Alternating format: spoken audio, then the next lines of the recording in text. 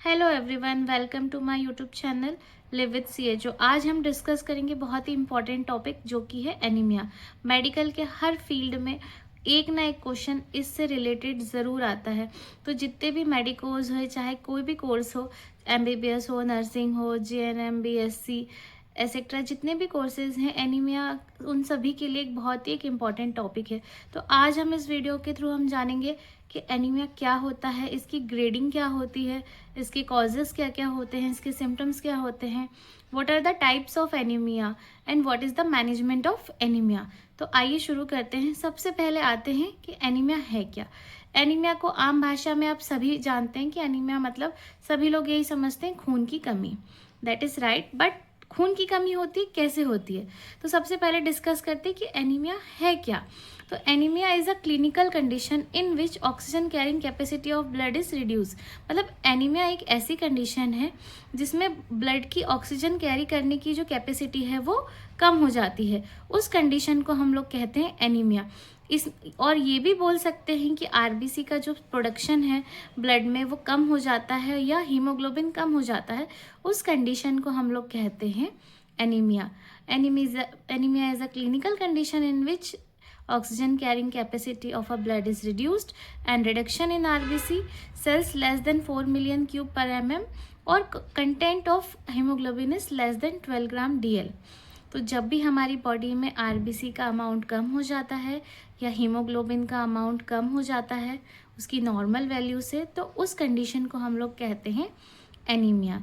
तो I hope आपको ये डेफिनेशन क्लियर हो गई होगी। हर बुक्स में इसकी अलग अलग डेफिनेशन है, आप जिस भी बुक रेफर करेंगे, बट सबका सारांश एक ही होता है कि जब बॉडी में ब्लड के अंदर ऑक्सीजन की कैरी करने की कैपेसिटी कम हो जाती है तो उस कंडीशन को हम लोग कहते हैं एनीमिया। फिर नेक्स्ट है, एनीमिया को 3 ग्रेड्स में डिवाइड किया गया है, माइल्ड, मॉडरेट और सीवियर। माइल्ड मतलब जब बॉडी में एचबी का लेवल 11 ग्राम से कम और 10.9 के बीच होता है तो उस कंडीशन को हम लोग कहते हैं माइल्ड एनीमिया। मॉडरेट एनीमिया मतलब 9.9 से लगा के 7.9 के बीच जब एचबी का वैल्यू आता है तो वो कंडीशन कहलाती है मॉडरेट एनीमिया। अगर एचबी का लेवल 7 ग्राम से नीचे हो जाए तो ये कंडीशन कहलाती है सीवियर एनीमिया, जो कि बहुत ही रिस्की कंडीशन होती है। तो ग्रेडिंग आपको समझ में आ गई, माइल्ड, मॉडरेट और सीवियर। ये एचबी के अकॉर्डिंग डिसाइड की जाती है। एचबी का नॉर्मल लेवल आप सभी को पता है जो कि 12 से 14 ग्राम होता है, जो कि मेल और फीमेल में डिफर कर जाता है। अगर इसका अमाउंट हमारी बॉडी में कम हो जाता है तो उसी के आधार पे ग्रेडिंग डिवाइड की गई है, माइल्ड, मॉडरेट और सीवियर। अब नेक्स्ट आते हैं हम लोग morphology classification of anaemia. Morphology classification of anaemia को 3 टाइप से देखते हैं हम लोग। इसको 3 टाइप में डिवाइड किया गया है, नॉर्मोसाइटिक एनीमिया, मैक्रोसाइटिक एनीमिया और माइक्रोसाइटिक एनीमिया। नॉर्मोसाइटिक एनीमिया को मैं बता देती हूँ। नॉर्मोसाइटिक एनीमिया एक ऐसी कंडीशन है जिसमें आरबीसी का शेप और साइज बदलता नहीं है। मतलब आरबीसी की जो सेल्स रहती है उसका शेप और साइज नहीं बदलता, पर आरबीसी का जो अमाउंट है, मतलब जितनी आरबीसी हमारे ब्लड में होनी चाहिए वो कम हो जाती है और एचबी लेवल रिड्यूस हो जाता है। उस कंडीशन को कहते हैं हम लोग नॉर्मोसाइटिक एनीमिया। मतलब कि जैसे आप एक नॉर्मल आरबीसी की जो सेल्स देखेंगे वो ढेर सारी रहेगी, बट नॉर्मोसाइटिक एनीमिया में क्या होता है कि इसका अमाउंट कम हो जाता है और एचबी का अमाउंट कम हो जाता है, तो उस कंडीशन को हम लोग कहते हैं नॉर्मोसाइटिक एनीमिया। तो ये ज़्यादातर हमें कौन से केसेस में दिखने को मिलती है? फॉर एग्जांपल प्रेगनेंसी में बहुत कॉमनली आप लोगों ने देखा होगा, जो मेडिकल फील्ड में काम कर रहे हैं उनको अच्छे से पता होगा कि प्रेगनेंसी में ज़्यादातर एचबी लेवल डाउन हो जाता है। तो वो कंडीशन कौन सी कहलाती है? Normocytic anaemia. या फिर बहुत ज़्यादा ब्लीडिंग हो गई है, कोई इंजरी हो गई हो, या मेंस्ट्रुअल ब्लीडिंग के दौरान बहुत ज़्यादा ब्लड लॉस हो गया हो, तो उस कंडीशन में भी नॉर्मोसाइटिक एनीमिया होने के चांसेस रहते हैं। या फिर कोई क्रॉनिक डिसीज़ है जो बहुत लंबे टाइम से चली आ रही है और ठीक नहीं हो रही, इस कारण से भी नॉर्मोसाइटिक एनीमिया पेशेंट में देखने के लिए मिलता है। अब नेक्स्ट टाइप पे आते हैं हम लोग मैक्रोसाइटिक एनीमिया। मैक्रो से नाम से ही समझ में आ रहा है, मैक्रो मतलब बड़ा। तो इसमें क्या होता है, आरबीसी का जो साइज है वो बड़ा हो जाता है, मतलब इंक्रीज हो जाता है है ना। तो उस कंडीशन को हम लोग कहते हैं मैक्रोसाइटिक एनीमिया। इसमें साइज भी बड़ा हो जाता है और आरबीसी का लेवल और एचबी का लेवल भी कम हो जाता है। तो ये कंडीशन कहलाती है मैक्रोसाइटिक एनीमिया।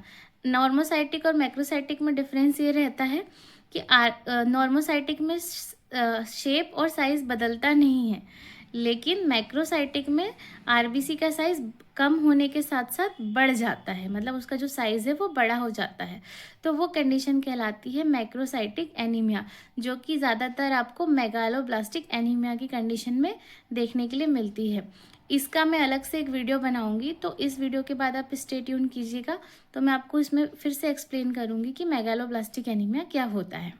फिर नेक्स्ट टाइप पे आ जाते हैं हम लोग माइक्रोसाइटिक एनीमिया।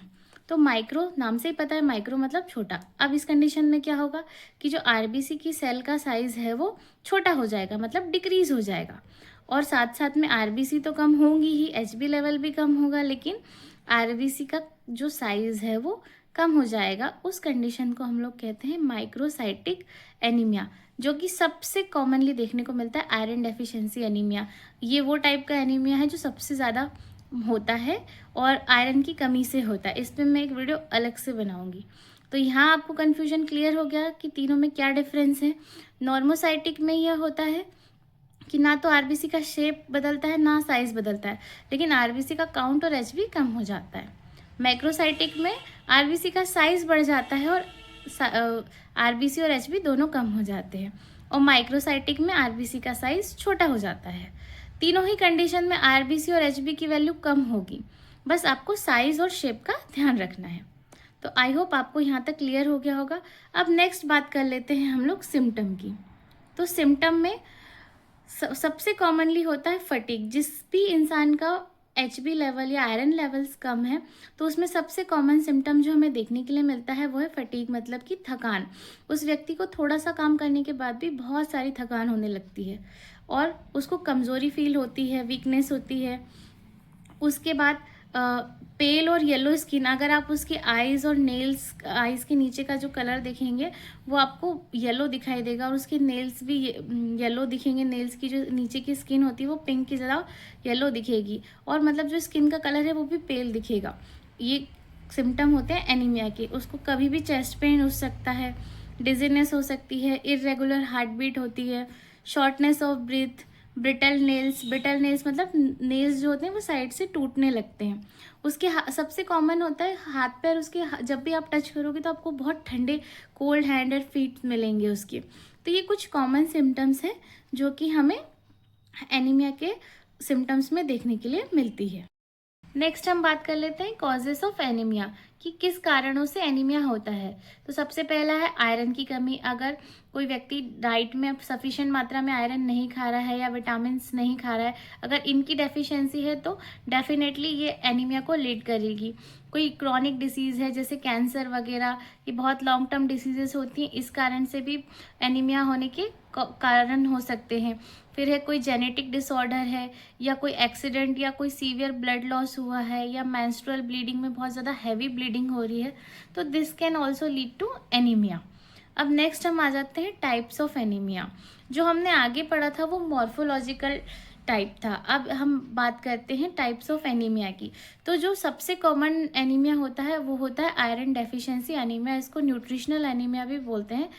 न्यूट्रिशनल एनीमिया इसीलिए कहा जाता है कि वो अपनी बॉडी में एक्यूरेट अमाउंट में मतलब आयरन का लेवल नहीं ले रहा है, खा नहीं रहा है, इस कारण आयरन की कमी हो जाती है और this leads to iron deficiency anaemia. और आयरन की कमी होने के कारण उसकी बॉडी में जो हेल्दी रेड ब्लड सेल है वो पर्याप्त मात्रा में नहीं बनते हैं, इसके कारण आयरन डेफिशिएंसी एनीमिया हो जाता है।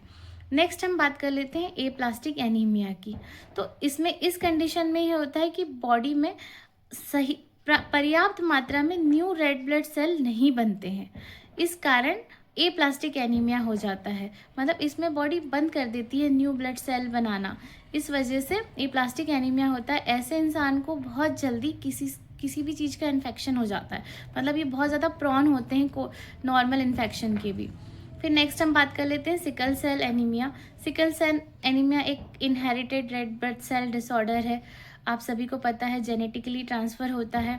इसमें आरबीसी का जो शेप है वो सिकल, रिजिड और स्टिकी हो जाता है। मतलब आपने पढ़ा भी होगा कि इसमें जो सेल का जो साइज़ है वो काजू की शेप का हो जाता है और मतलब बहुत ही रिजिड और स्टिकी हो जाते हैं। तो this condition is called sickle cell anaemia. Next हम बात कर लेते हैं विटामिन डेफिशिएंसी एनीमिया। अगर विटामिन B12 या फॉलिक एसिड की कमी है तो उस कंडीशन में विटामिन डेफिशिएंसी एनीमिया होता है।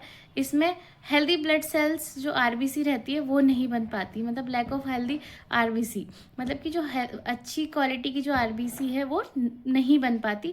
इस कंडीशन को हम लोग कहते हैं vitamin deficiency anaemia. Next type है थैलेसीमिया। थैलेसीमिया में आपको पता है एक जेनेटिक इनहेरिटेंस डिसऑर्डर है और इसमें हीमोग्लोबिन बहुत कम हो जाता है, नॉर्मल से कम हो जाता है। उस कंडीशन को हम लोग कहते हैं थैलेसीमिया। टाइप्स ऑफ एनीमिया के बारे में मैं एक डिटेल वीडियो नेक्स्ट टाइम बनाऊंगी, तो आप उसको ज़रूर वॉच कीजिएगा। अब हम बात कर लेते हैं how to diagnose anaemia. Anaemia को आप डायग्नोस कैसे कर सकते हैं। पहले तो आपको साइन एंड सिम्टम्स को पहचानना है। साइन एंड सिम्टम्स के बाद सबसे सिंपल है CBC, complete blood count. Complete blood count में आप कैसे फाइंड आउट करेंगे एनीमिया, इस पर मैंने ऑलरेडी एक वीडियो बनाई हुई है, तो आप जाके मेरे यूट्यूब चैनल में सर्च करेंगे तो आपको CBC की एक कंप्लीट वीडियो मिल जाएगी। इसमें आपको HB लेवल से लेके सारी चीज़ें पता चल जाती है। तो एक CBC एक बहुत आसान तरीका है एनीमिया को फाइंड आउट करने का। नेक्स्ट है पेरिफेरल ब्लड फिल्म, जिसको PBF स्मीयर भी बोलते हैं। इसके थ्रू भी हमें पता चल जाता है, या फिर जो विटामिन B12 या फॉलिक एसिड लेवल के लिए जो टेस्ट लगाया जाता है उसके थ्रू भी हम डायग्नोस कर सकते हैं एनीमिया को। अब नेक्स्ट है ट्रीटमेंट, कि हम इसको ट्रीट कैसे करेंगे। तो it depends on the types of anaemia. किस टाइप का एनीमिया है उसके हिसाब से ये डिपेंड करता है और कितनी सीवियरिटी पे है, मतलब कौन से ग्रेड का एनीमिया है, तभी हम डिसाइड करेंगे कि ट्रीटमेंट क्या देना है। सबसे पहले डाइटरी चेंजेस, मतलब डाइटरी चेंजेस ऐसे कि डाइट में सबसे ज़्यादा आयरन के सप्लीमेंट्स, विटामिन के सप्लीमेंट्स, इनको बढ़ा दिया जाता है, ताकि डाइट से, अगर माइल्ड एनीमिया है तो मोस्टली डाइट से मेंटेन हो जाता है। बट अगर माइल्ड से ज़्यादा कोई कंडीशन ख़राब है, जैसे मॉडरेट या सीवियर है, तो फिर हमें अलग से सप्लीमेंट्स भी देने पड़ते हैं, जैसे कि आयरन टैबलेट्स हो गई, फॉलिक एसिड्स की टैबलेट हो गई, जो कि हम मेडिकेशंस में देते हैं, या आयरन सिरप होते हैं, ये हेल्प करते हैं आयरन के लेवल को इम्प्रूव करने के लिए। अगर उससे भी कंडीशन ठीक नहीं होती तो फिर आयरन सुक्रोज या FCM इंजेक्शन भी एक वे है। और अगर सीवियर एनीमिया है तो उस कंडीशन में एक ही पॉसिबल वे होता है, दैट इज़ ब्लड ट्रांसफ्यूजन। तो इन सब मैनेजमेंट के थ्रू हम लोग आयरन डेफिशिएंसी एनीमिया या कोई भी टाइप का एनीमिया हो उसको ट्रीट कर सकते हो। और इट डिपेंड्स ऑन कि अभी ट्रीटमेंट कौन सा चल रहा है, तो उसके हिसाब से भी डिपेंड करता है कि क्या ट्रीटमेंट देना है। तो आई होप आपको ये वीडियो पसंद आई होगी। अगर आपको और भी ऐसे वीडियोस चाहिए तो प्लीज़ कमेंट्स करके बताइएगा मुझे। और अगर आपको ये वीडियो अच्छी लगती है तो प्लीज़ बेल आइकन को प्रेस करना ना भूलें, और लाइक, कमेंट और शेयर। Thank you.